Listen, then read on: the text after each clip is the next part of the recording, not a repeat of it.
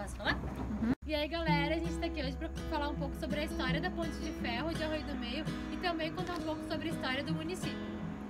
Esse trabalho ele está sendo desenvolvido então para a disciplina de técnicas retrospectivas e ele tem um peso muito importante para a sociedade, para que as pessoas entendam o como é importante preservar o patrimônio histórico. Como ele é importante porque ele conta a história da cidade, ele tem uma grande importância. Doada pelo presidente do estado Borges de Medeiros e entregue pelo então presidente Getúlio Vargas, a estrutura da ponte foi importada da Alemanha. Sua construção iniciou em 1927, sendo o engenheiro responsável técnico da obra de Arroio do Meio, o Sr. Gutmann. É Gutmann que se fala em alemão? Tá.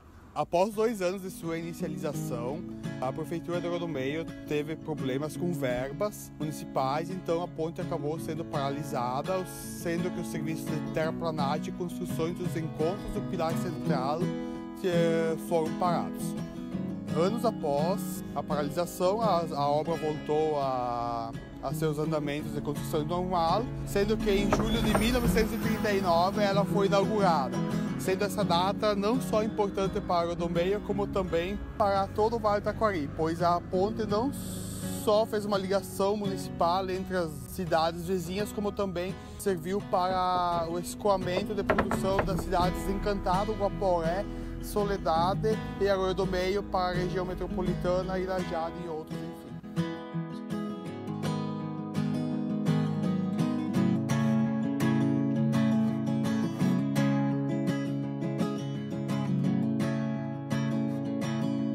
Na sua inauguração estavam presentes diversas autoridades estaduais e federais. Teve também o interventor do estado, Oswaldo Cordeiro de Farias, que era então nomeado por Getúlio Vargas, coronel do estado do Rio Grande do Sul.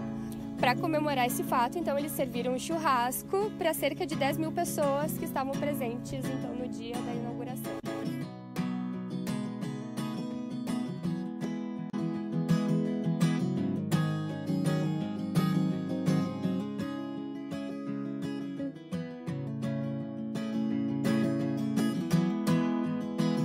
Anos após, então, a inauguração, mais precisamente em 1981, a ponte teve que ser interditada devido à falta de manutenção, fazendo com que as condições, então, apresentadas pela estrutura chegassem a uma situação considerada precária.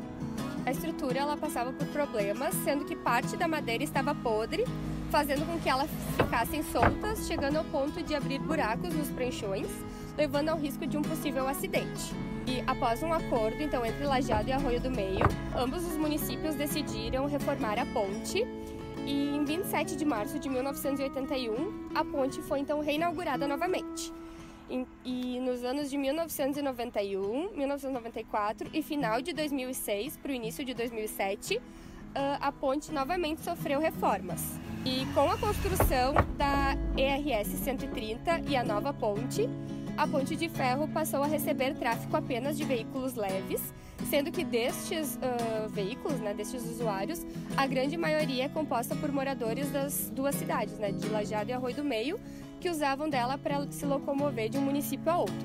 Hoje em dia, a Ponte de Ferro é considerada um ponto turístico de Arroio do Meio e é utilizada para travessia de veículos leves, passeios, fotos, práticas de esportes e até chegou a ser cenário de um filme.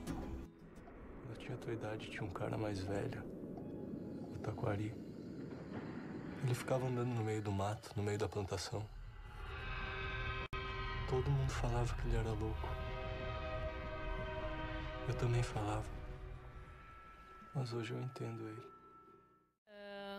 Então, a colonização da cidade de Arroio do Meio iniciou em 1870 e a colonização começou de forma intensa. A grande maioria do povo que ali se instalou era de descendência alemã e vinha de outras colonizações mais antigas, como Dois Irmãos, Montenegro, Caí, São Leopoldo ou até mesmo da Alemanha. O município recebe esse nome porque está localizado entre vários arroios, como o Arroio do Meio, Arroio Grande e o Arroio Forqueta. E o seu desenvolvimento deu-se em grande parte na parte do Arroio do Meio, então é por isso o nome. A principal fonte de economia do município é através da agricultura familiar, das plantações, da criação de animais e da indústria artesanal. Nas décadas de 70 e 80, houve um grande deslocamento de pessoas que até então moravam no campo para a cidade. O número de habitantes da cidade teve um grande aumento e com isso foi possível construir novas escolas, pontes, estradas e eletricidade na área rural. O município de Arroio do Meio foi povoado por sociedades indígenas, açorianas, alemãs, italianas, africanas e contemporâneas. Como o rio era o principal meio de transporte da época, os produtos e as pessoas o atravessavam através de barcos e canoas. Os locais onde os barcos apontavam para o embarque e desembarque eram chamados de trapiche.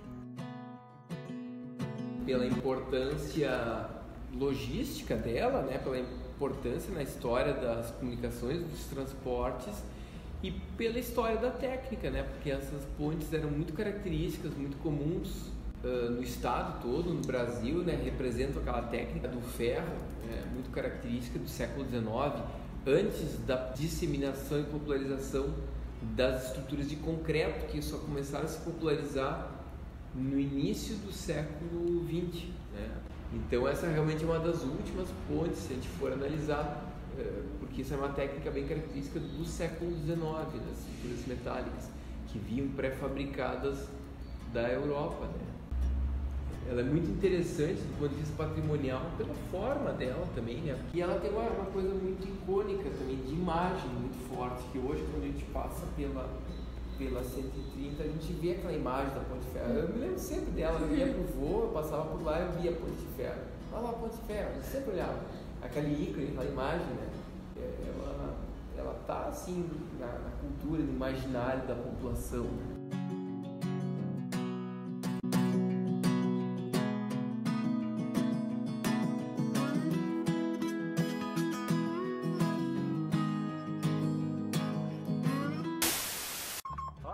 Claquete?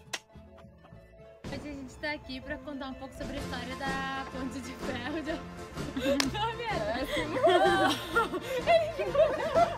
Esse trabalho Para, volta de novo, porque eu não posso mexer.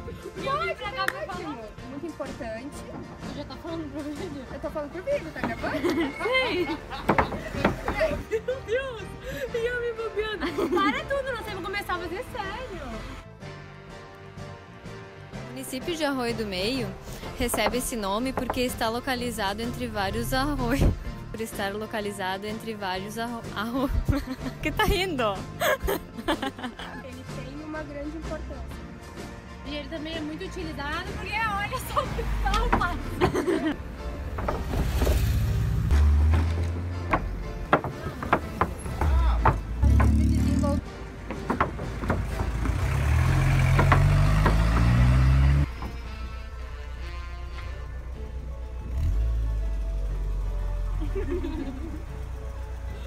Tu bota isso pra ver como foi difícil. E Cristiano aumenta a nossa nota por favor. Pronto. Fim. É muito comum filmar ou fotografar com o celular nessa posição assim, vertical. Mas para a imagem ser mais bem explorada aqui na televisão, repara o formato aqui da tela. O ideal é que o smartphone fique na horizontal, porque é desse jeito que a imagem vai respeitar o formato da tela de TV e aparecer muito maior. Fica a dica. Tá dada a dica, então.